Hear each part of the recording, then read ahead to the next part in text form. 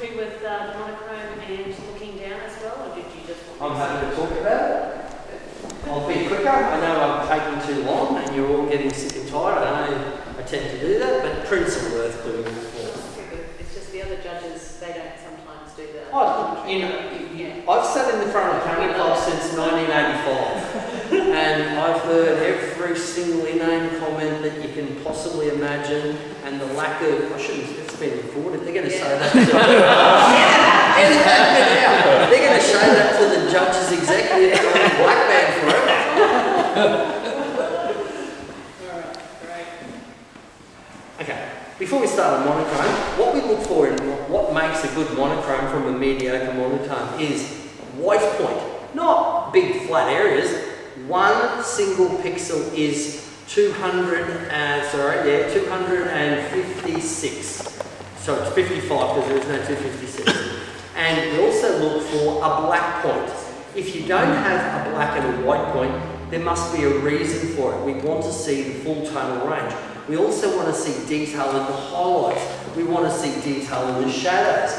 If you have a look at the histogram, so if this is the histogram, the first 20% of the histogram has 50% of all the information is recorded in the first 20% of the histogram.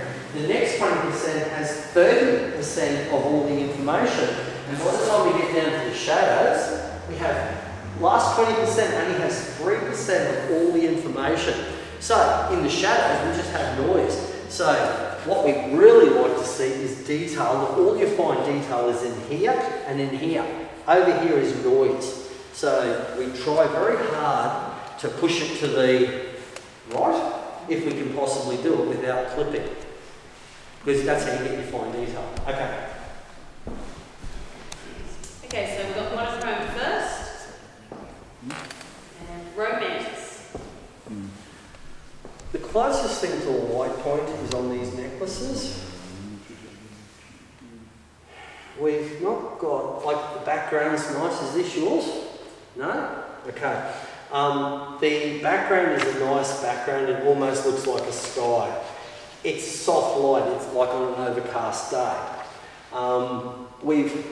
If you're going to kiss, if you're doing like a wedding, you don't actually get them to kiss. If you're doing, you know, the couple at the beach and they're in love before their wedding, you don't get them to kiss because they distort the cheek.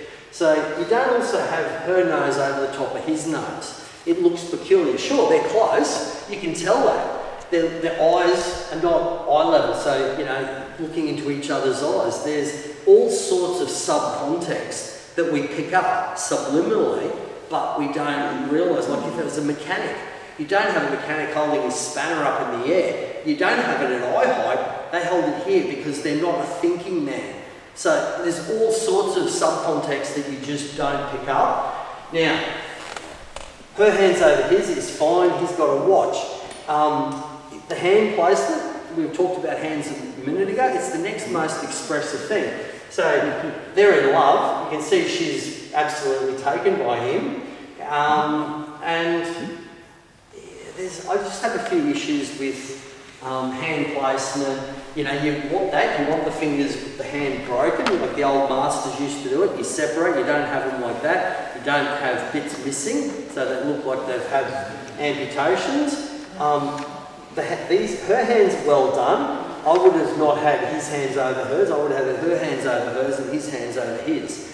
But apart from that, you've got a very dense black area. There's some hair in there that's you've got tonality, but it's just a lot of grey. And I just feel if you had a little bit more. But then, if you use a green filter in the old days, we used to use film, you throw a green filter on to get more mid-tone greys. We'd throw a red filter on for more contrast. We'd throw a yellow filter on for not quite as much.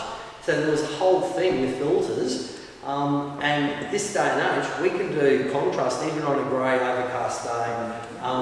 It's nice, but I think there's better images on the night. Port Arthur. We used to buy film, it was called Lith, and it did literally black and white. There was no shades of grey, and you've done that. Really like the cloud, there's just that little bit of a variation. Port Arthur, you've got this magic church. If you get into the gutter, there's a gutter that runs around the edge of it. If you sit right down in the gutter, you can actually get those parapets through the arch, which for me is the shot, and that's what I found.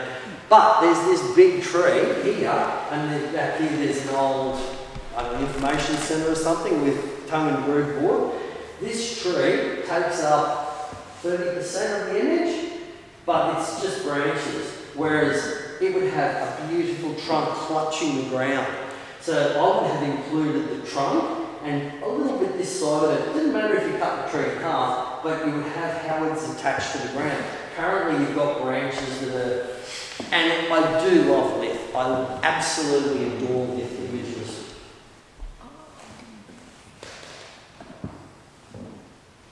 Kalapaki Bay, I think it is. Okay, now we have high contrast. Before we had low contrast, now we have high contrast.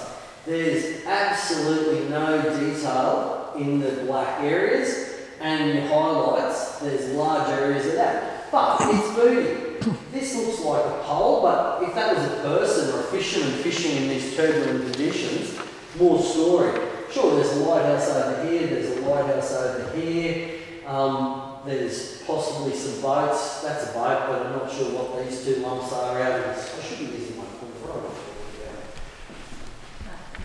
It's working, but it doesn't shine back on the TV, so let's not worry about that. Alright, yeah, so I think you've got an impressive seascape. I just feel the high contrast conditions have told a story, but it's compared to what other images in the black and white section, I just feel there's better images in there. On this one. Doesn't want to work either. No. Doesn't work on TV. Yeah. Grass trees.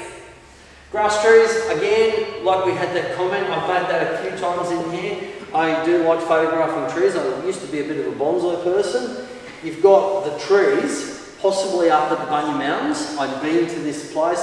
You've picked an interesting subject. You've got the father, the mother and the child in Japanese gardening. That's how everything is done. There's a slight triangle composition happening.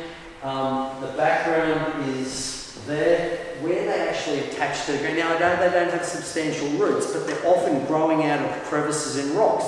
And you get so much more story. If, of course, they're too high and you turn it into a vertical, you lose the impact turning it into a vertical. I just feel that what you've done is a nice, there's lots of texture in here, you've got tonality in the areas, you've got detail in your highlights, even that cloud's got detail. I just feel that that might have been better as a vertical, as a print, because verticals in this format on the screen tend to be small and they lose impact, whereas as a print, we can turn it whichever way. So when I'm doing work, the stuff that's this way, your landscapes, go in as PDIs, or projected digital images, and verticals go in as prints, because it just works much better. That's just a little rule of thumb that I have found. And this, with the extra, where they're growing, would have been more story, so I think you've done a great job rendering black and white, which is what it is, but I just feel there's other images that tell more story.